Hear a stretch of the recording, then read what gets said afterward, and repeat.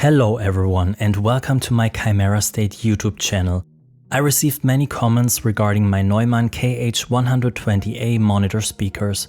But what you didn't see on my previous videos is that I actually also use a Neumann KH 750 DSP subwoofer.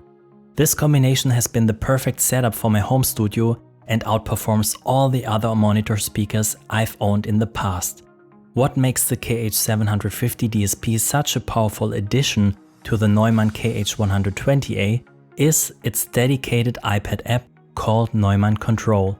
This app allows you to adjust, EQ, and balance your monitor speakers according to your home studio setup. In this video I want to answer all the questions you've sent me, guide you through the setup process with the Neumann.Control iPad app, and walk you through the monitors and headphones I've used for mixing in the past. I will tell you what I've learned from using them and what eventually led me into buying the Neumann monitor speakers. Having professional monitor speakers that allow you to judge your mixes and compare them to others is, in my opinion, the most crucial studio equipment you should invest in. The reason why I'm saying this is because I had to learn this the hard way. But let's drive down memory lane. My first monitor speakers were the Alesis Monitor Two studio reference monitors. And to this date, I still use and love them. They are part of my entertainment system in the living room, and the reason why I'm not using them as monitor speakers anymore is that they are rather big, and in my home studio I have only enough space for near-field monitor speakers, as you can see in my videos. The good thing with the Alesis Studio Monitor 2 speakers is that they can replicate very low frequencies very well, and in the right setting they are a good addition to near-field monitors.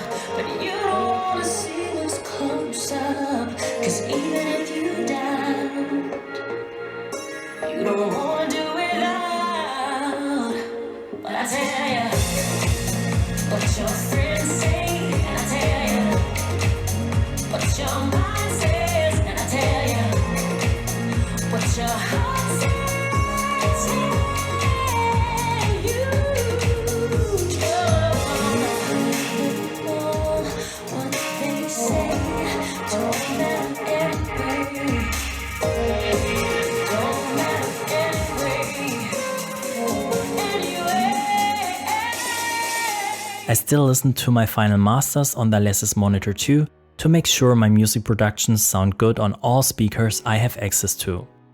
Comparing them side by side to my Neumann setup though, I noticed definitely more clarity and a more neutral sound throughout the whole frequency spectrum on the Neumann monitors.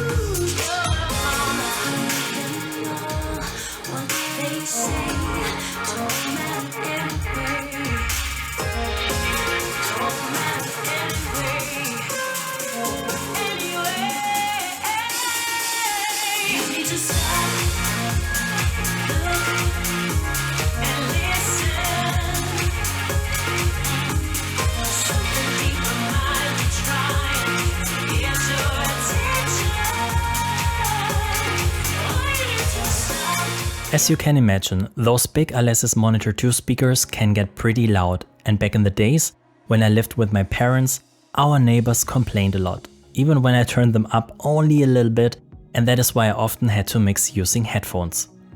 The ones I bought back then were the Biodynamic DT231 Pro, and for a price tag of under 50 euros I can't really complain about the comfort and sound quality.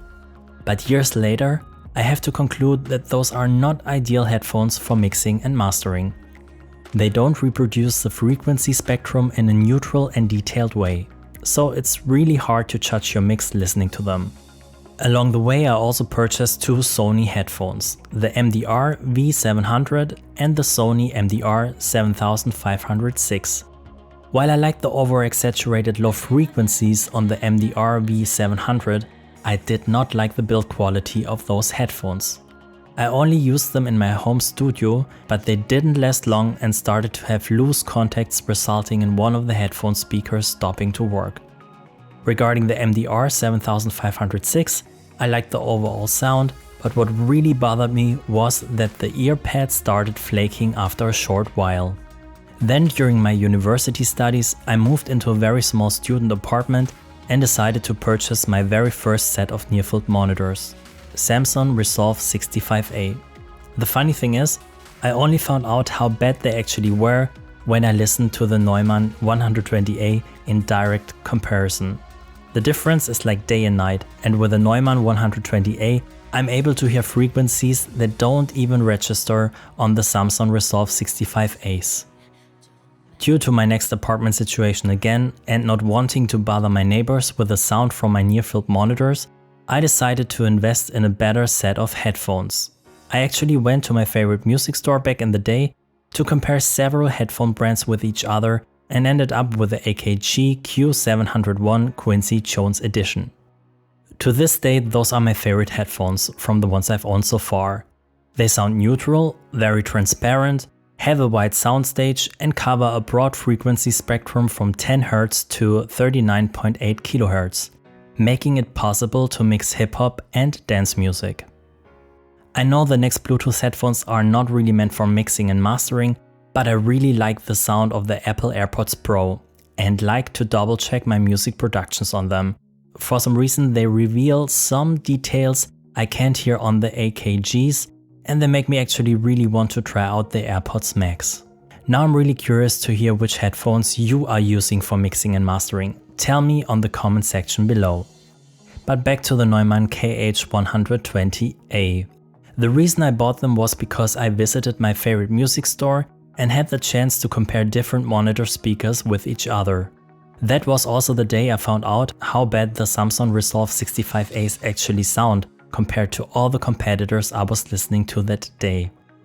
I listened to different sizes of the KRK Rokit, Adam, Vocal, Genelec, Samson Resolv and the Neumann. Overall, I like the sound of the Neumann the most, based on my own music productions I brought with me to the music store and I was able to judge best. And this is also my advice to you. No matter if you buy headphones or monitor speakers, the best way to judge them is always by listening to music you're extremely familiar with. While I really like the overall sound of the Neumann KH310 due to their frequency spectrum range of 34 Hz to 21 kHz, I went for the KH120A. Bigger speakers would not fit in my home studio and I also wanted to place them on top of my desk besides my computer monitor. The KH120A are also available as a table stand bundle and I'm very satisfied with the build quality and stability of the table stands. They allow you to adjust the angle of the loudspeakers so you can really adjust it according to your listening position. Their frequency spectrum ranges from 52 Hz to 21 kHz and they sound really neutral and transparent.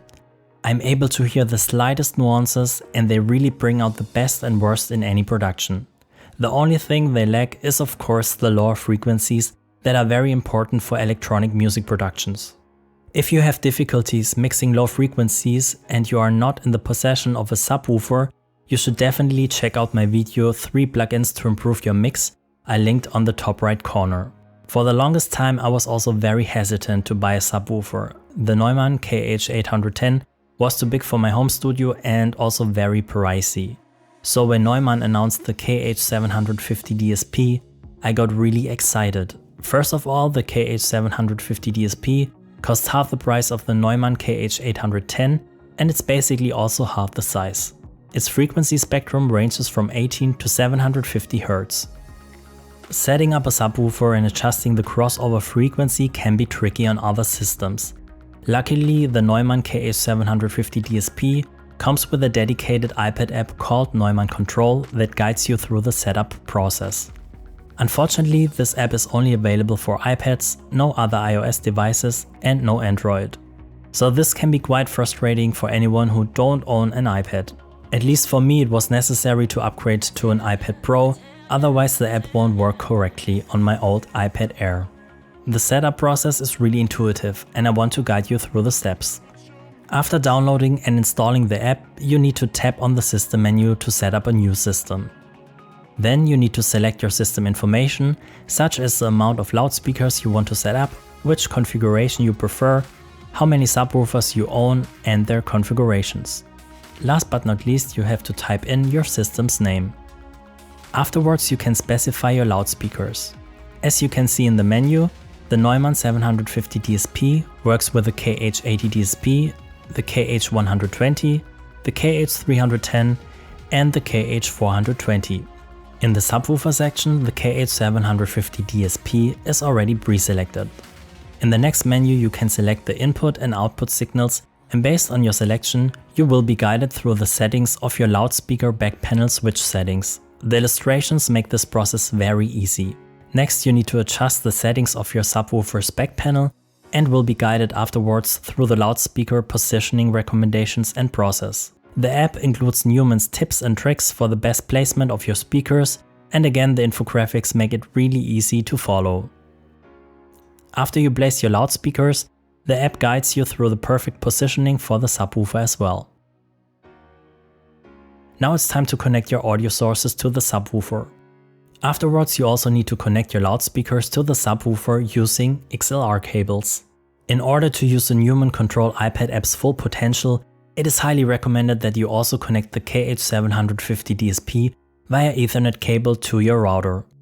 After the initial setup is done, all you have to do is to connect all your loudspeakers to a power supply and turn them on. In the following screen, you basically pair the Neumann.Control iPad app with your subwoofer, followed by a short test to check if all the speakers work accordingly. Unfortunately, there is no control light on the front panel of the KH750 DSP, and you have to look on the back panel for a flashing light. I don't really understand why they skimped on a tiny LED on the front panel, because all other Neumann loudspeakers have a control light on the front of the speakers that lets you see immediately whether they are turned on or not. And that's it for the initial setup. Now it's time to align your system. You can either choose guided alignment or the manual alignment option. For the manual alignment, you need a third-party acoustical measurement system, while all you need for the guided alignment is a measuring tape. The guided alignment starts with questions to specify the acoustic conditions of your room. After you type in the length, width and height of your room, you will be asked further questions about the interior specifications of your space. Afterwards, you need to answer questions about the loudspeaker position in your room. How far it is next to a wall, if they are placed on a desk with a screen close by, and the distance of the listening position. Those questions need to be answered for each loudspeaker and the subwoofer individually.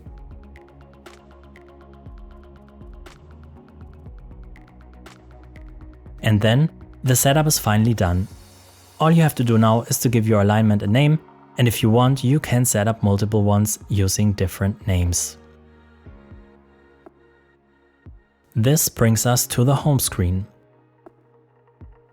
On the main screen you can adjust the overall output volume, select all speakers or the sub only, or even deselect the sub.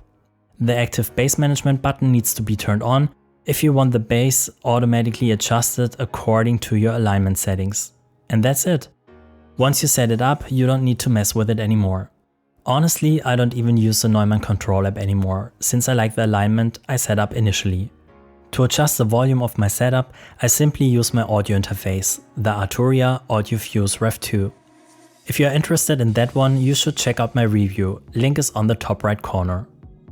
All in all, I can say that the overall sound improvement is very significant, and I can see myself producing music without the KH750 DSP anymore. I actually really regret not getting this subwoofer sooner. I really noticed a big improvement in my mixes, and even my mastering engineer commented on it. To me, the KH120A and KH750 DSP are not only good studio monitor speakers, I actually also really enjoy listening to music on them. You can hear every detail, and no matter which music genre I tested out so far, they always sound fantastic. I let a friend of mine who is a real jazz buff and critic listened to them, and he said that it feels like sitting in the middle of a live performance. So this brings me to my final verdict. I can really recommend these for any type of studio, and they are definitely my long-term near-field monitors of choice. I hope this video was helpful for anyone deciding which loudspeakers and subwoofer to get. If you like this video, give it a thumbs up and subscribe for future reviews. Thanks for watching and have a good one.